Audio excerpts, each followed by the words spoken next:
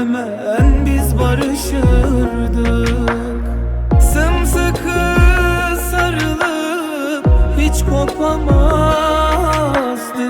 Gözlerime bakıp sen bir şey söyledin. Hazır mısın yarim benle ölümlere gitmeye? Hazır mısın yarim zincirleri kırıp bükmeye? Hazır mısın yarim benle bir ömür sürmeye? Hazır mısın yarim? Sen hazırsan hazırım. Hazır mısın yarim benle ölümlere gitmeye? Hazır mısın yarim zincirleri kırıp bükmeye? Hazır mısın yarim benle bir ömür sürmeye? Hazır mısın yarim? Sen hazırsan hazırım.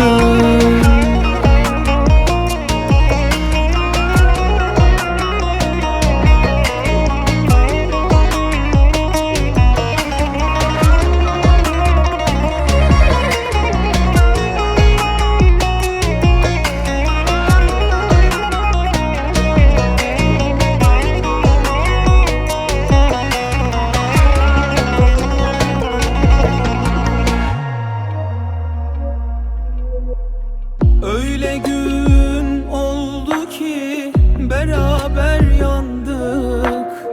Öyle gün oldu ki güldük ağladık. Kızıp darılınca uyuyamazdık.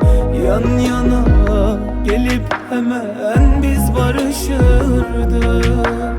Sımsıkı sarılıp hiç kopamazdık.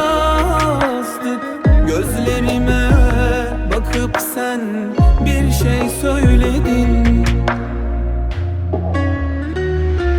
Hazır mısın yarim benle